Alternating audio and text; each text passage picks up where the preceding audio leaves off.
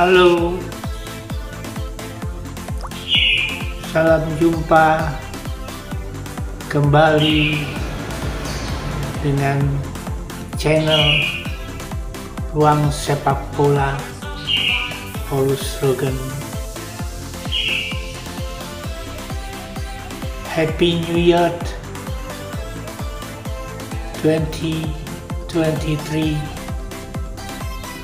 to all my viewers. I wishing you and your family good health, happiness, success, and prosperity in the coming year. Have a great start to a great year. Happy new dream, new days, new desires, and new ways.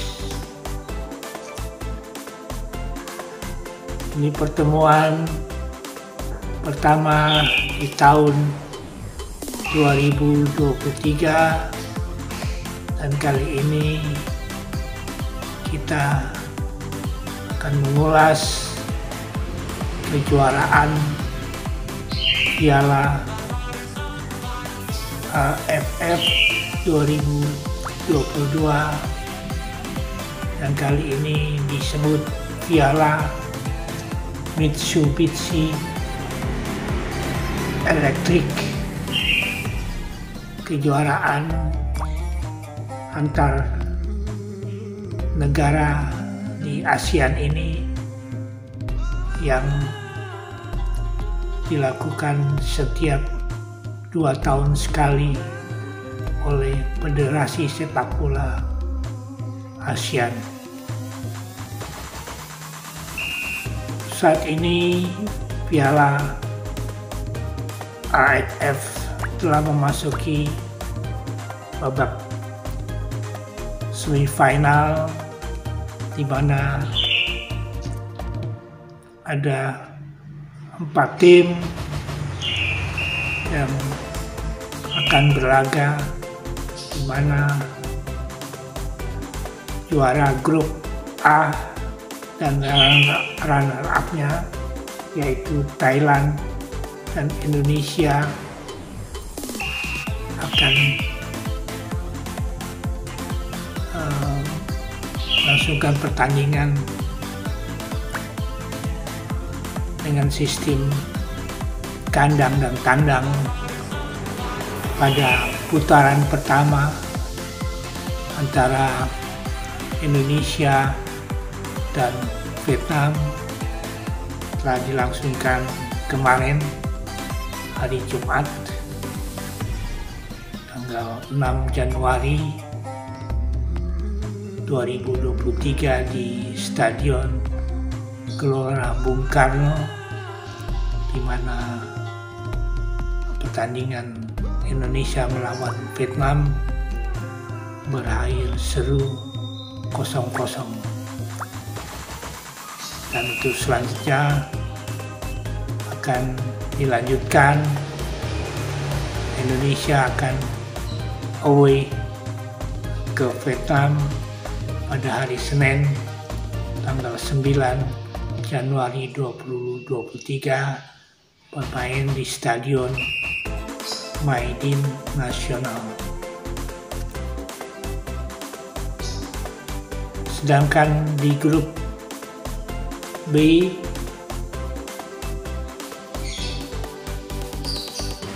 ada Vietnam, Malaysia, Singapura, Myanmar, dan Laos, di mana juaranya adalah Vietnam. Sedangkan di grup A juaranya adalah Thailand, yang nantinya Thailand juga akan bertanding dengan Malaysia dan leg pertama antara Malaysia dan Thailand akan berlangsung hari ini Sabtu 7 Januari di Stadion Bukit Jalil, Malaysia. Sedangkan untuk leg kedua itu akan berlangsung Selasa 10 Januari 23 di Bangkok, Thailand. Yang menarik, semifinal antara Vietnam dengan Indonesia, di mana juara grup B Vietnam yang merupakan bebuyutan Indonesia selain Thailand, karena Vietnam melaju di grup B dengan menjelas Laos 6-0, mengalahkan Malaysia 3-0, seri dengan Singapura 0-0, dan mengalahkan Myanmar dengan 3-0. Vietnam juga dari Korea Selatan, Phak Hang Seo, merupakan kesebelasan yang sangat berambisi untuk menjuarai turnamen ini, khususnya merebut dari Thailand. Seperti diketahui, Vietnam boleh dikatakan negara yang sangat ambisius untuk merajai khususnya turnamen Piala AFF ini. Perlu diketahui, Piala AFF 2022 pada saat ini tetap menerapkan gol tandang sejak memasuki babak semifinal. Jadi selama leg kedua, timnas Indonesia harus bisa minimal mencetak 1 gol, maka hasil imbang dengan skor berapapun sudah cukup untuk membuat timnas Garuda Indonesia lolos ke babak final. Opsi kedua adalah menang atas Vietnam. Kemenangan menjadi hasil paling aman ya, untuk timnas Indonesia. Tentu hasil ini akan menjadi yang paling diincar oleh pasukan Sintayong.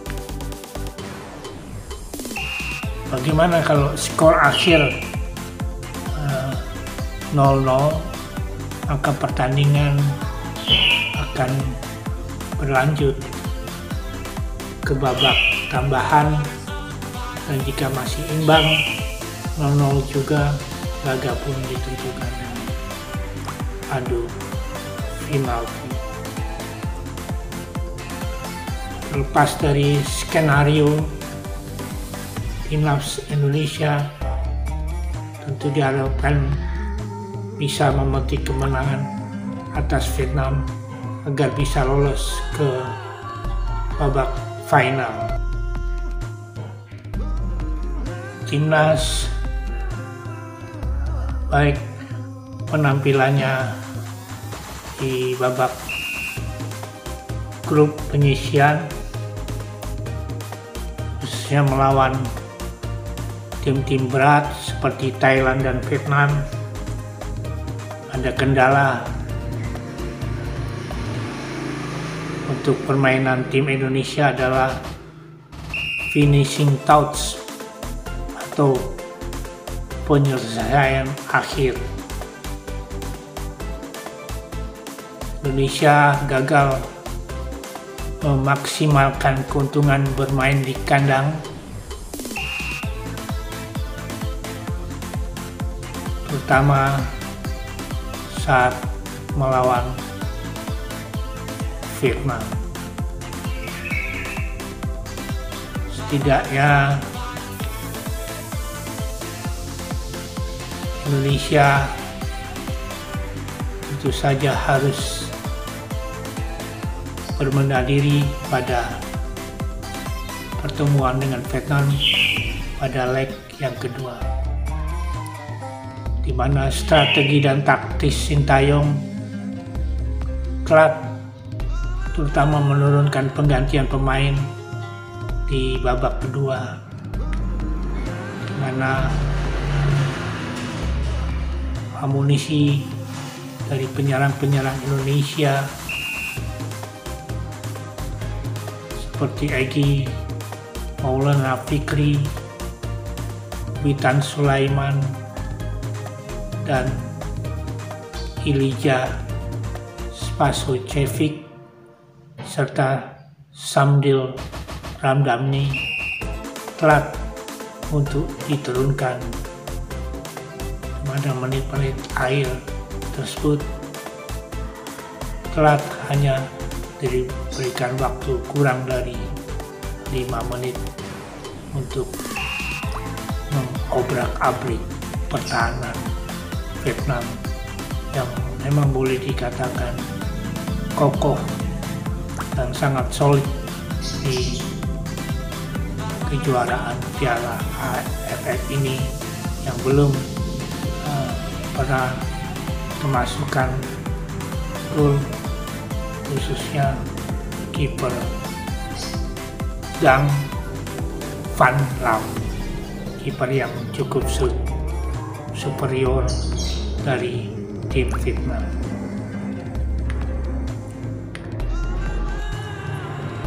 Dendi Sulistiawan,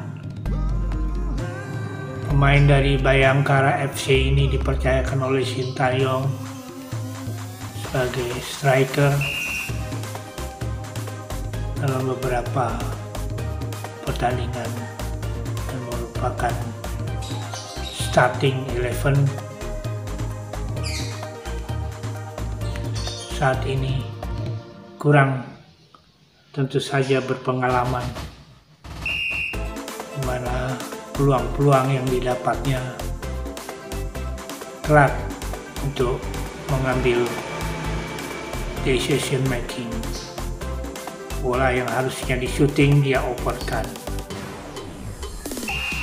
Umpan terobosan dari Marcelino Ferdinand berhasil menjangkau Dendi, namun sayang striker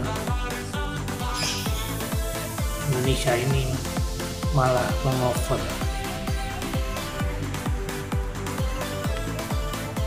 Vietnam memang sangat tangguh, terutama nantinya apabila bermain di tentu saja di kandangnya tim yang berjuluk The Golden Star. Perlu diakui memang apik dan masih tingkat rata-rata dengan Indonesia.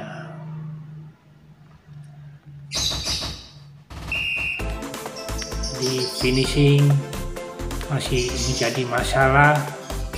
Saya juga ada beberapa peluang dari Marcelino Ferdinand yang sudah berhadapan dengan kiper Bram Van Lam 1 melawan 1 tidak bisa membuat gol. Begitu juga tandukan dari Jakub Sauri yang berhasil ditepis oleh kiper Vietnam tersebut. Dalam hal ini dari pengalaman di leg pertama ini, kiranya di leg kedua penampilan timnas Indonesia tentu saja diharapkan lebih baik, dengan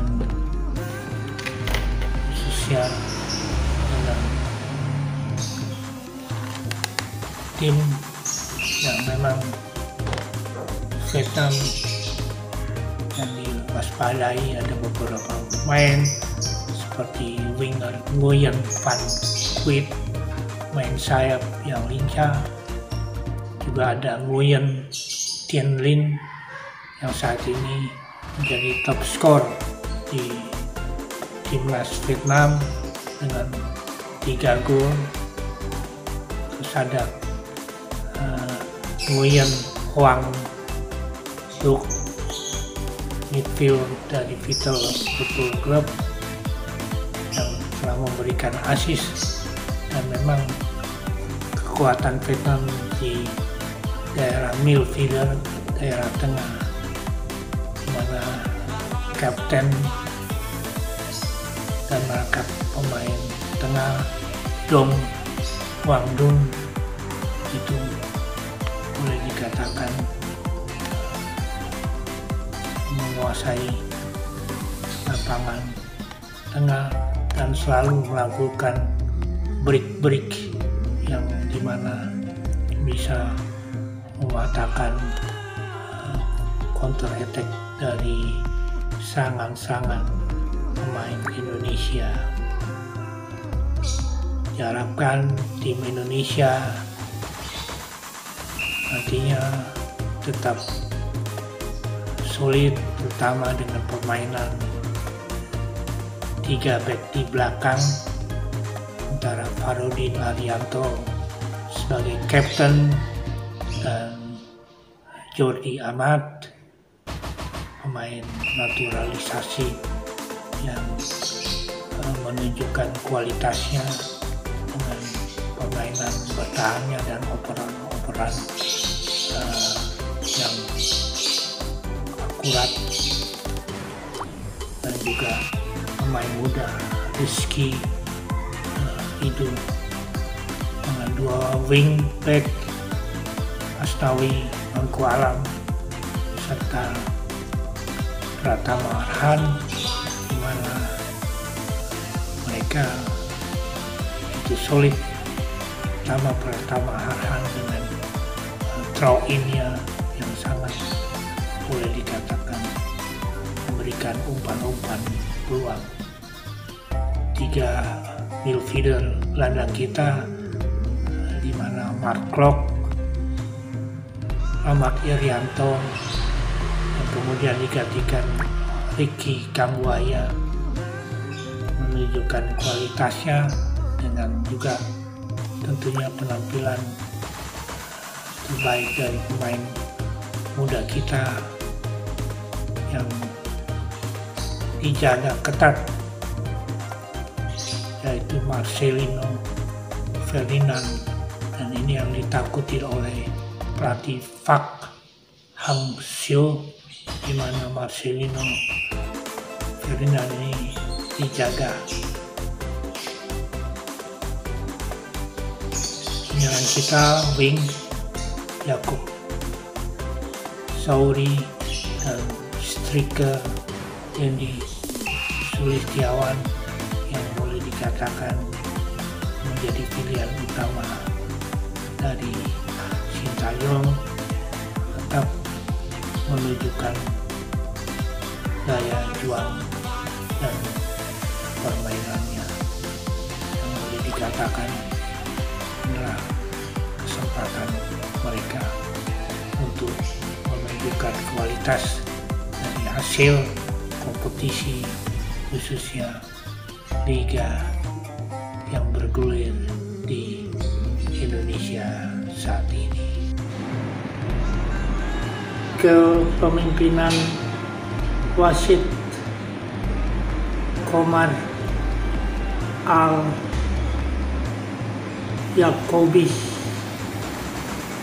yang memimpin pertandingan leg pertama antara Indonesia dan Vietnam di Stadion Utama GBK kemarin, di mana keputusannya ada yang kontroversial, di mana antar pemain, khususnya pemain Vietnam, berlaku kasar dan keras yang terjadi terhadap pemain-pemain Indonesia seperti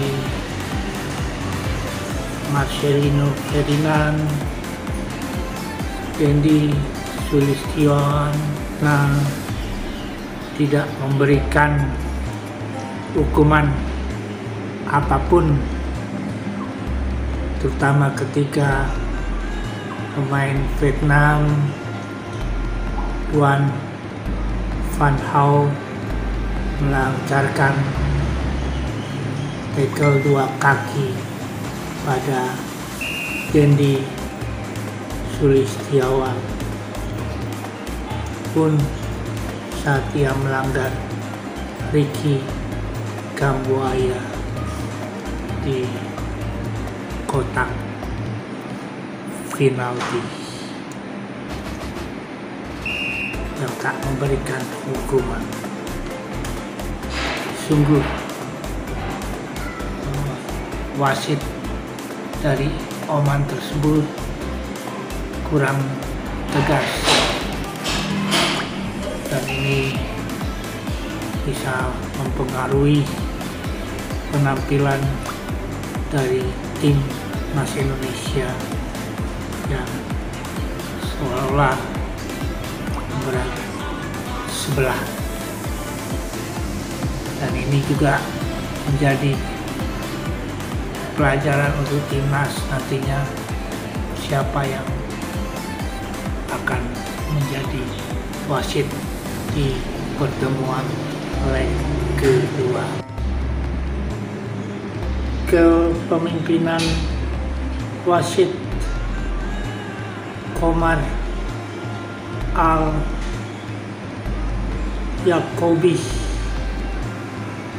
yang memimpin pertandingan leg pertama antara Indonesia dan Vietnam di Stadion Utama GBK kemarin, di mana keputusannya ada yang kontroversial, di mana antar pemain, khususnya pemain Vietnam, berlaku kasar dan keras yang terjadi terhadap pemain-pemain Indonesia seperti Marcelino Ferdinand, Dendi Sulistion, tidak memberikan hukuman apapun, terutama ketika pemain Vietnam Duan Van Hau melancarkan tackle 2 kaki pada Dendi Sulistion pun saat ia melanggar Ricky Kambuaya di kotak penalti yang tak memberikan hukuman. Sungguh wasit dari Oman tersebut kurang tegas,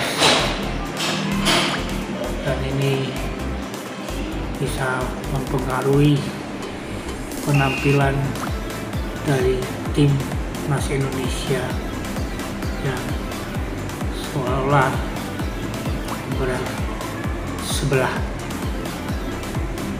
dan ini juga menjadi pelajaran untuk timnas nantinya, siapa yang akan menjadi wasit di pertemuan leg kedua pada perhelatan Piala AFF leg pertama antara Indonesia dan Vietnam. Ada kejadian antara kedua pelatih, khususnya pelatih Vietnam yang juga asal Korea Selatan, Park Hang-seo, tak menjabat tangan Shin Tae-yong sebelum laga Indonesia dengan Vietnam, dan ini diakui oleh pelatih Vietnam tersebut. Memang benar ada beberapa masalah antara saya dan Tuan Shin Tae-yong, katanya dilansir oleh media Vietnam. Momen ini terjadi konferensi pers yang digelar hari Kamis sebelumnya. Kedua pelatih usai tidak menjabat tangan satu sama lain, kemudian juga usai laga Indonesia Vietnam yang digelar Jumat kemarin, momen ini kembali terjadi. Persaingan dua pelatih asal Korea Selatan ini tentu saja membuat pertandingan kejuaraan Piala AFF ini yang bertajuk fair play dan friendship, persahabatan, tentu saja akan mengganggu kedua kesebelasan.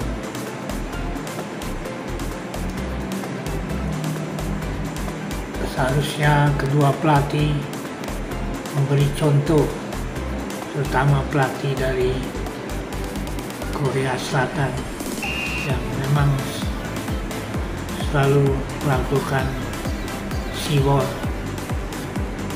terutama terhadap tim Indonesia. Komplain terjadi pada waktu perubahan waktu jadwal, di mana pertandingan malam hari 19.30 dimajukan menjadi 16.30. Itu juga menjadi komplain dari pelatih dari Vietnam ini. Last but not least, kita harapkan kejuaraan turnamen Piala Asian Football Federation ini benar-benar menjadi ajang kompetisi yang terbaik untuk negara-negara di kawasan Asia Tenggara, selain menunjukkan sportivitas, fair play, dan persahabatan, sehingga hal-hal yang kecil tidak menjadi masalah, khususnya menyangkut persahabatan di antara para negara Asia khususnya. Karena itu kita harapkan mereka menjadi contoh khususnya untuk menjadi coach yang memang